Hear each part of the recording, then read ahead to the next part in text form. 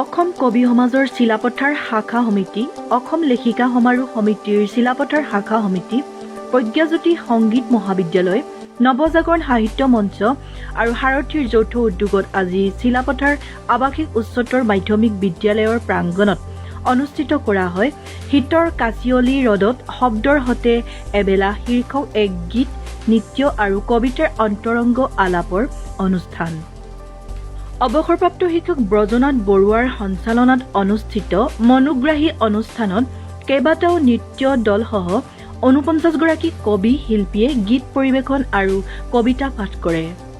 এই অনুষ্ঠানতে চিলাপথাৰ লেখিকা সমাৰোহ সমিতিৰ হাতে লিখা মুখপত্ৰ খোজৰ দ্বিতীয় সংখ্যা উন্মোচন কৰে চিলাপথাৰ আৱাসিক উচ্চতৰ মাধ্যমিক বিদ্যালয়ৰ সদ্য অৱসৰপ্ৰাপ্ত অধ্যক্ষ ধুন্দিৰাজ উপাধ্যায়ে। অনুষ্ঠানত অসম কবি সমাজৰ সহকাৰী সম্পাদক ভুৱন দাস, পত্ৰিকা সম্পাদিকা উষা বুঢ়াগোহাঁই, ধেমাজি জিলা সমিতিৰ পত্ৰিকা সম্পাদক টংকেশ্বৰ ভৰালী, সহকাৰী সম্পাদিকা ৰুণুমণি গগৈ চুতীয়াকে ধৰি বহুকেইজন অতিথি আৰু স্থানীয় কবি সাহিত্যিকে অংশগ্ৰহণ কৰে। ৰঙৰ তোৰণ পাতে আমৰ মলি পথাৰৰ মুচিত মৌ-মাখিয়ে পাপ্তিৰ আঙুলি তোলে। গাঁওবোৰ উতলা হয়, পলাশ ৰঙি হৈ পৰে ভোৰ যৌৱন। শিপিনীৰ শালত ৰঙা আঁচোৰে প্ৰশোভিত হবলৈ হেঁপাহৰ বিহুৱান।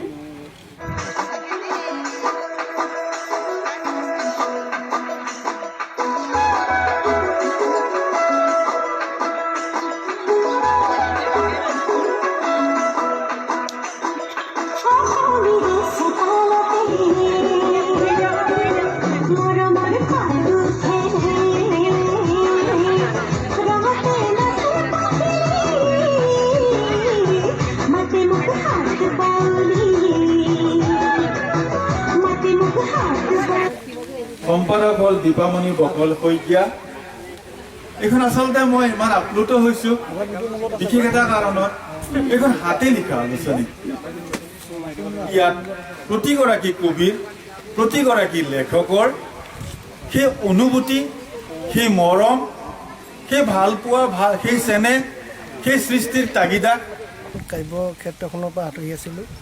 ক'ভিড-19ৰ কাৰণে গোটেই সমগ্ৰ বিশ্বই তেনেকৈ ঘৰতে আবদ্ধ হৈ আছিলে আৰু এতিয়া যিহেতুকে অলপ ক'ভিডৰ খাম কাটিছে, সেয়ে ভাবিলোঁ আমাৰ চিলাপথাৰ যিবিলাক সংগঠন আছে, কবিতা বা তেনেকৈ সংস্কৃতি চৰ্চা কৰা সংগঠন আছে, সকলোবিলাকে লগত লৈ বিশেষকৈ অসম কবি সমাজ, চিলাপথাৰ লেখিকা সমাৰোহ সমিতি, নৱজাগৰণ সাহিত্য মঞ্চ, সাৰথী আৰু প্ৰজ্ঞাজ্যোতি সংগীত মহাবিদ্যালয়, এই সকলোকেইটা সংগঠনে মিলি আমি আজি ভাবিলোঁ আমি এই চিলাপথাৰ ৰেজিডেঞ্চিয়েল উচ্চতৰ মাধ্যমিক বিদ্যালয়ৰ সেউজীয়া দলিচাত আমি এখন্তেক বহোঁ আৰু আমাৰ নিজৰ অনুভৱবিলাক ব্যক্ত কৰোঁ। আছে আৰু নৃত্য গীত আছে, আমাৰ প্ৰজ্ঞাজ্যোতি সংগীত মহাবিদ্যালয়ৰ নৃত্য গীত আছে, লগতে লেখিকাসকলৰ মুখপত্ৰ, হাতে লিখা মুখপত্ৰ।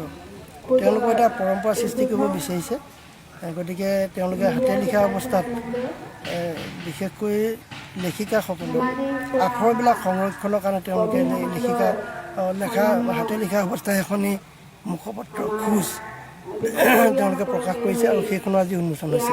সম্বৰ্ধনা বিশেষভাৱে জনোৱা হৈছে, বিশেষকৈ কৰোণা কালৰ সময়ত নিৰলস কাব্য চৰ্চাই সাংবাদিকৰ, সংবাদপত্ৰৰ শিৰোনামা দখল কৰা চিলাপথাৰ তিনিগৰাকী কবি, বিশেষকৈ নৱাগত কবি দেৱীনা পামেগাম, অমিতা মিলি আৰু ৰুণী শইকীয়া, তেওঁলোক তিনিজনকে আজি গোটেইকেইটা সংগঠনে বিশেষভাৱে সম্বোধন কৰিছে। চিলাপথাৰৰ পৰা আয়ুষ চেত্ৰীৰ ৰিপৰ্ট, টাইম লাইভ আছাম।